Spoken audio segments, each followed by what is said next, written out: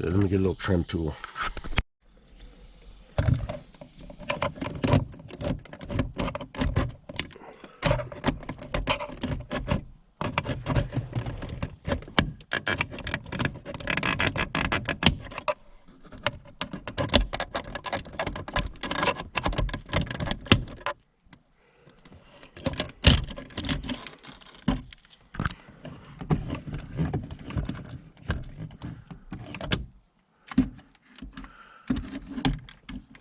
Okay, so now that that's down,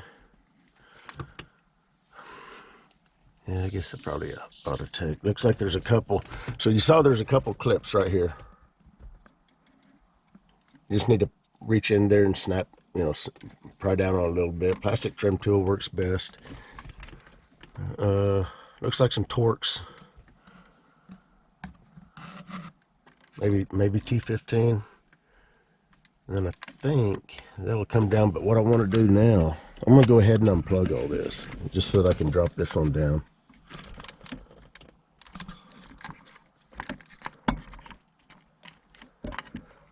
As soon as I figure out all the different, got every different type of style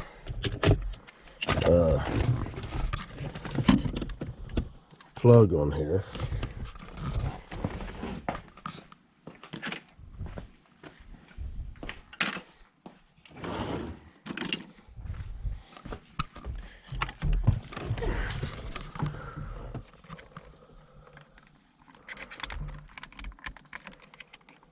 I need two hands. I'm going to get these connectors unplugged, and then I'll turn you back on. Okay. Those are unplugged. 4 plugs. Every one of them different style, but they've all got little release clips. Just look at them real close, and you know, you'll be able to see how they release. But what I need to do now is figure out a constant power source. And I know that the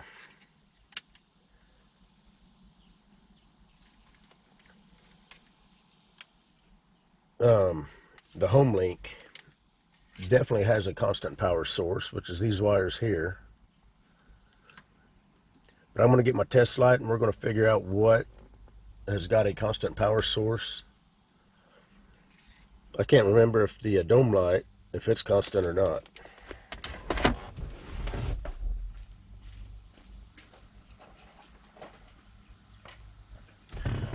Before I run the battery down.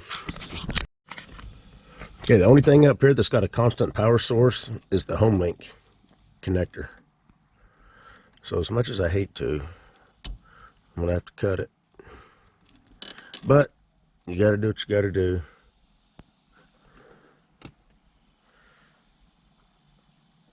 Now the passenger, yeah, okay.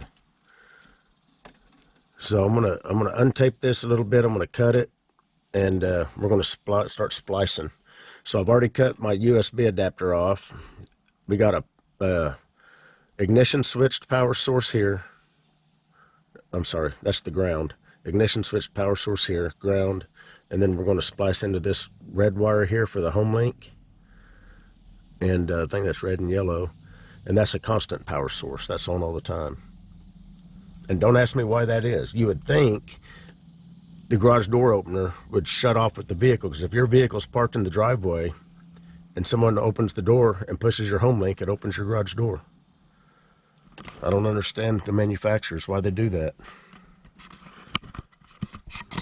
So let me show you the wire harness. So this is the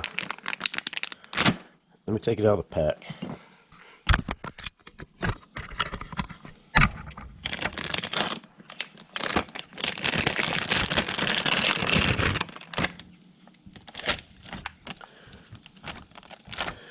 So of course this is what plugs into the camera here, just like the other one. But what this one's got, what this end has got, is 3 wires. Of course the black one's going to be your ground. This red one's going to be battery constant. So that's going to go to the power that's always powered, even with the key off. This one is going to go to what they call an accessory power, meaning it's only hot, or it's only got power whenever the key is turned on.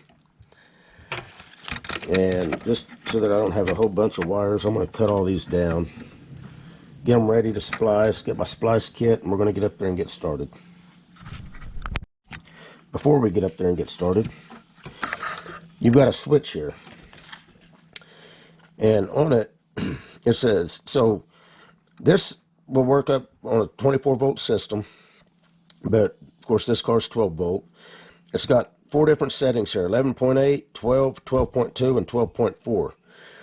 And depending on where you got this set, whenever this senses the battery voltage, let's say you had it sitting for a long time, a week, 2 weeks, whatever. If it senses the battery voltage drop below any one of those 4 voltages that you got the switch set on, it goes ahead and shuts the camera off. It does that to conserve the battery. That way when you come back from your trip or to start your vehicle, you don't have a dead battery. And I'm probably gonna put this on 12.2. I think it'll be satisfactory for me. And I got a pretty good battery. It's virtually new. So I drive this truck almost every single day. So it should that should be plenty good. In fact, you know what? Just to be on the safe side, no, not the safe side, but the protected side, I've got a jump pack in this truck.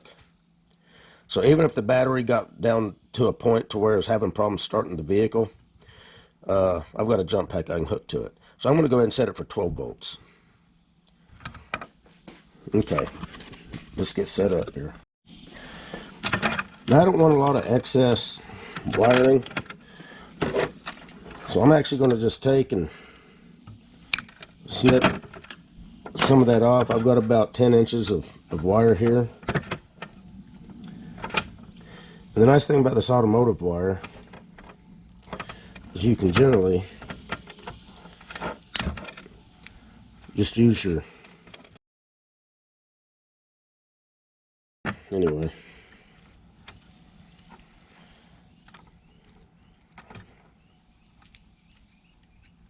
And all I'm going to be using is just these little butt splices, or end cap splices. So let's get up there. I've got to untape. I still got to untape and prep the car side. Let's get us a Torx here.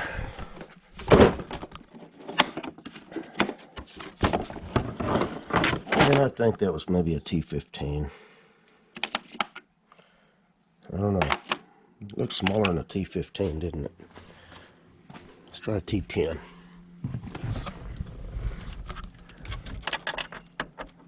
Yep, T10.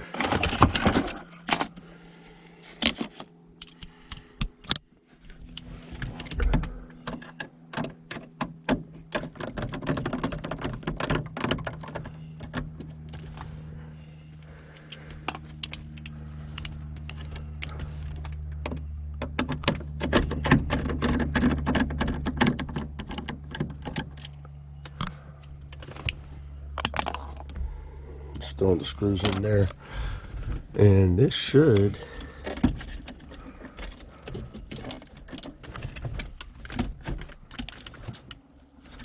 I believe come on down.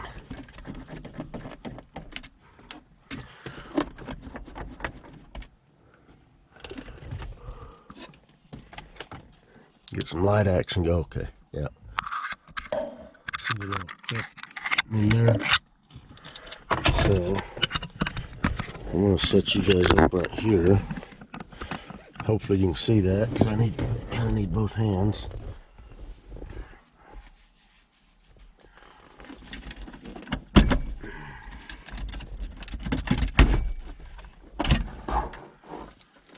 I'm just going to let that hang, I think. Well, you know what? Yeah, no, I'm going to go ahead and unplug that. Let's go ahead and take it completely down out of our way.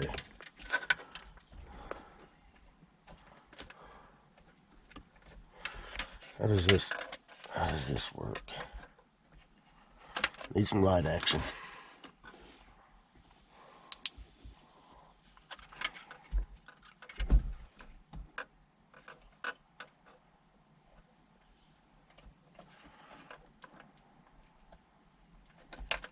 Okay, couple little clips right there. Hopefully you're seeing this. Are you seeing this?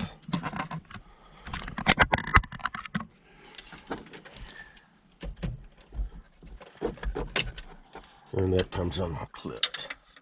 I think I'm going to come up from the bottom.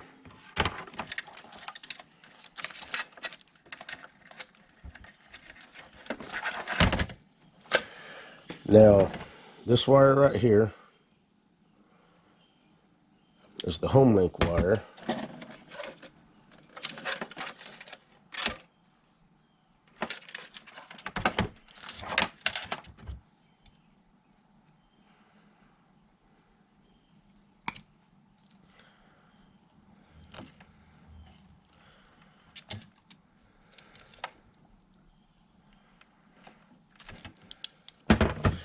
The home link wire is a constant wire, so that's where this red wire here is going to go.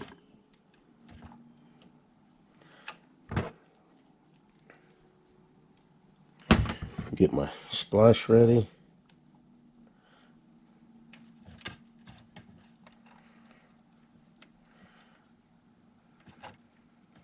And since this is up inside the cab,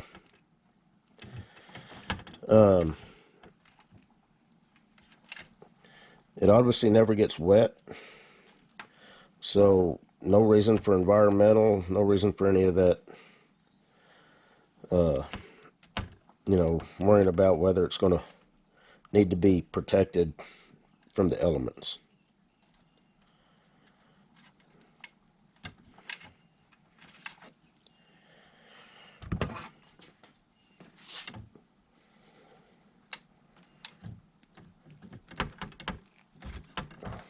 Okay.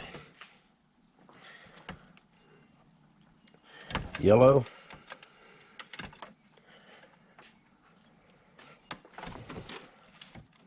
Was this wire right here?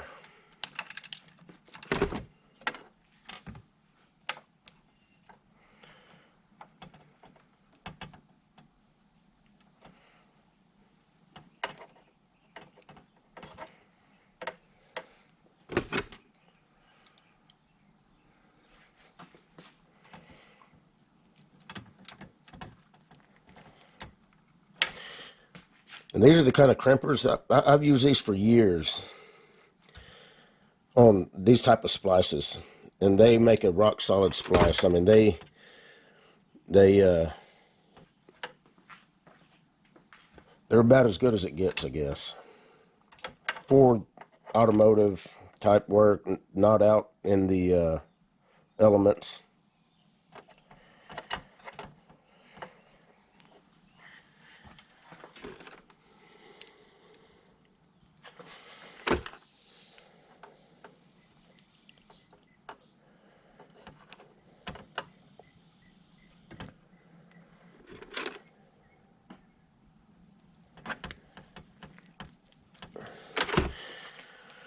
Okay, so I think what I'm going to do now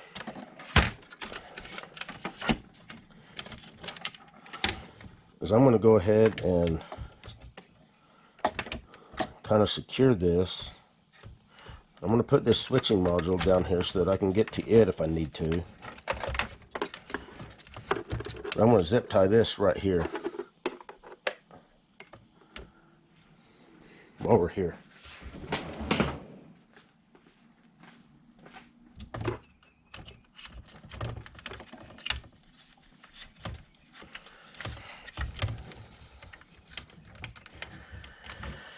That way it's kind of out of the way.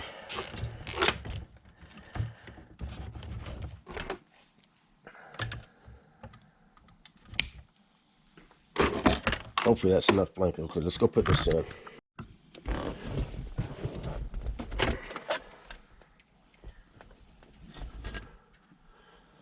Got to make sure the power wire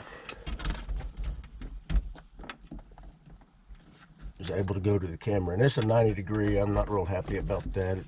On this particular setup, it would have been better to have a straight.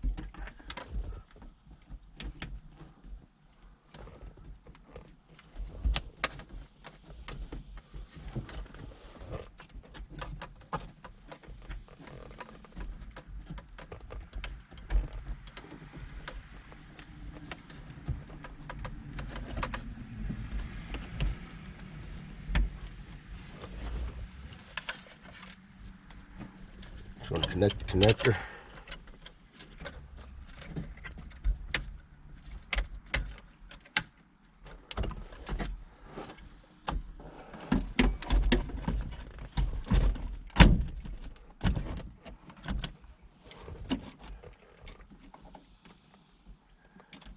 Alright, got my switch set. Set the power wire up, and then we'll turn it on to make sure it's going to work.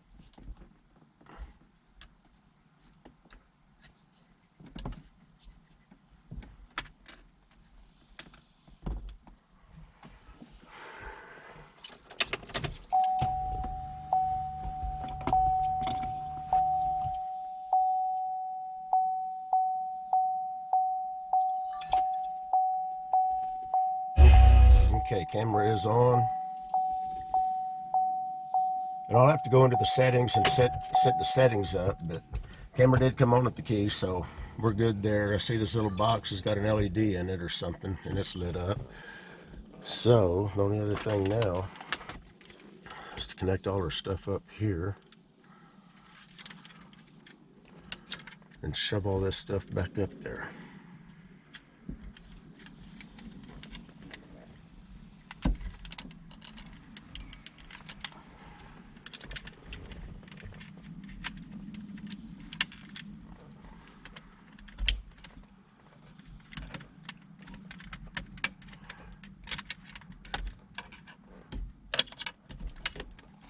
Oh, you know what? I appreciate you guys reminding me that I've got a couple torques that I've got to put in, don't I?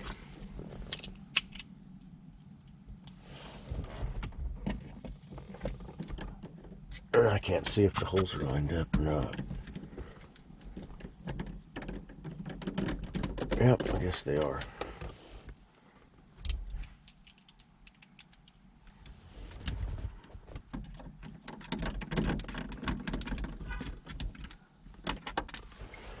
Alright, and this literally just snaps up in here.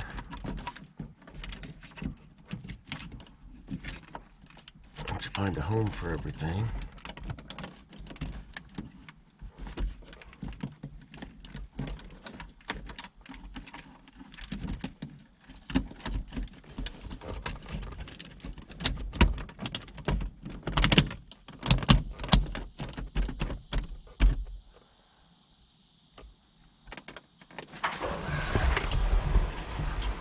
Make sure my garage door is going to work.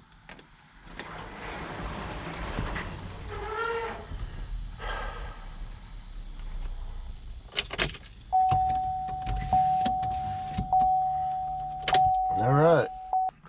You guys take care.